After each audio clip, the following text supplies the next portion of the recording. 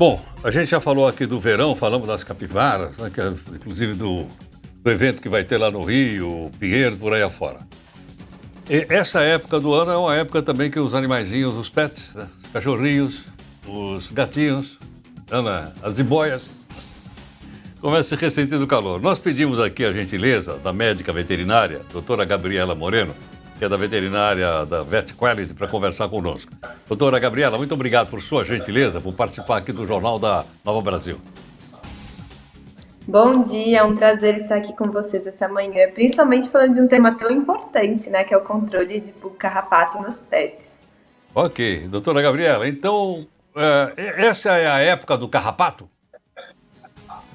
Então, né, no verão a gente sabe que esses agentes, né, a pulga, o carrapato, eles ficam mais suscetíveis aí a se proliferar. Porém, é muito importante a gente saber que durante o ano todo a gente tem, né, pulga, carrapato nos ambientes, principalmente parques, praças, lugares que os pets, né, caminham e passeiam. Agora, doutora Gabriela, geralmente quando a gente fala em carrapato, eu nunca pensei no carrapato. Eu já vi carrapato em cavalo, em boi, etc. Raramente em animais. E geralmente fora da cidade, em sítio. Eu tenho um sítio, por exemplo, já tive que tirar carrapato dos meus cachorros. Na época era chamada cachorro, hoje chama pet. Mas eu chamava eles de cachorro e eles não se ofendiam, não. Eles ficavam contentes. Agora eu te pergunto o seguinte: mesmo na cidade tem carrapato? Sim, principalmente aqui em São Paulo, tá? Os parques mais aí frequentados, a gente tem muito carrapato. Não são os mesmos carrapatos dos sítios, a gente tem espécies diferentes de carrapatos. Mas aqui em São Paulo a gente tem bastante pulga, bastante carrapato, então os nossos animaizinhos têm que estar protegidos também. Esses carrapatos da cidade, eles ficam gordinhos também na medida que eles vão chupando o sangue do animal, não? Igualzinho, às vezes tem alguns tutores, né, que são os donos do pet, que até confundem com verruga. Vem no veterinário falando, nossa, tem uma verruguinha no meu pet, aí quando a gente vai ver é um carrapatinho ali grudado no animal. Sei. O animal ressente disso que está sendo picado ou não? Pelo É muito carrapato? difícil eles sentirem. É muito difícil, mas é muito importante ressaltar que tem alguns animais que têm alergias de pele e essas alergias podem, né, piorar com as picadas de carrapato e pulga. Então, tem animais que têm alergia à picada de ectoparasitas. E aí, esses animais podem fazer bastante ferida na pele, coceira. Inclusive, às vezes a pessoa acha que o animal tem alguma alergia a um fator ambiental e, na verdade, é um ectoparasita, uma pulga ou um carrapato que está picando esse animal e causando essa alergia. Stephanie.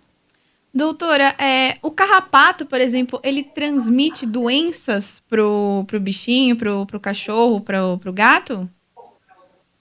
Sim, o carrapato ele pode transmitir, né, o que a gente chama de hemoparasitose, são parasitas do sangue, são doenças muito graves, né, que podem sim levar o animalzinho a óbito. Então é muito importante o controle preventivo, ou seja, não esperar o seu animalzinho tomar a picada da pulga ou do carrapato para ser infectar, para fazer o controle, e sim fazer esse controle antes mesmo dele ser picado, aí se precaver da picada.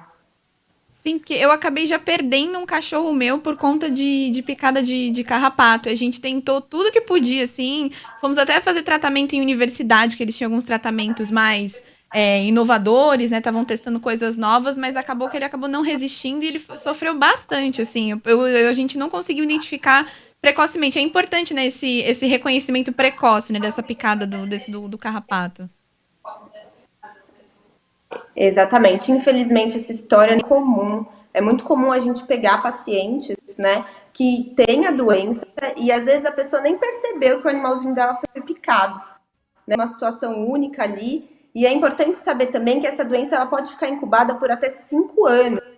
Então, os pacientinhos que são resgatados, né, da rua, às vezes depois do resgate, eles nunca vão ser picados, né? A pessoa faz o controle bonitinho, mas a gente não sabe o histórico prévio. Então, se ele já foi picado alguma vez, por até 5 anos, ele pode ainda desenvolver a doença, ou seja, ela pode ficar incubada. Então, é muito importante, né, procurar um médico veterinário, fazer os exames de check-ups anuais nos animais, para a gente ter certeza e perceber os sinais precoces dessa doença antes dela ficar grave.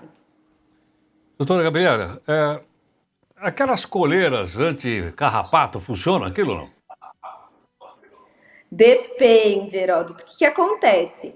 Existem muitos produtos aí no mercado, o que a gente chama de spot-ons, que são os de pingar aqui atrás da nuca do animal, os comprimidinhos e as coleiras, né? O que vai depender não é o método, e sim o que tem nessa coleira, né? E se ela é eficaz ou não, e qual que é o desafio ambiental do seu animal. Então, vamos supor, um animal que frequenta muito parque, que frequenta muita creche, esse animal ele vai precisar de um método aí de prevenção diferente do animal que, por exemplo, só tem contato com o portão de casa, né? Então é muito importante procurar um médico veterinário para ele avaliar aí qual que é o desafio do seu animal e assim prescrever o melhor método para ele. Mas as coleiras são muito boas sim, funcionam, né? Elas são repelentes e elas evitam que o animal seja picado. Doutora Gabriela Moreno, muito obrigado por sua gentileza. Eu tenho certeza que todo mundo tem um cachorrinho, tem um gato. Eu brinquei aqui com jiboia, né? De estimação. Mas é sério, uma vez passei por um pet shop aí na marginal do Tietê e realmente tinha lá uns animaizinhos para vender de jiboia. Custava R$1.500 o filhote lá e tinha que fazer um curso. Tive que fazer um curso de... Eu vi lá, eu fiquei pensando. Eu, como gosto muito de répteis também, eu fiquei em dúvida. Eu vou levar um desse bicho para casa, ele vai crescer lá, eu não vou conseguir nem entrar na minha casa. É muito difícil de cuidar desse tipo de animal. Meu cunhado criava uma cobra em casa, era uma cobra verde.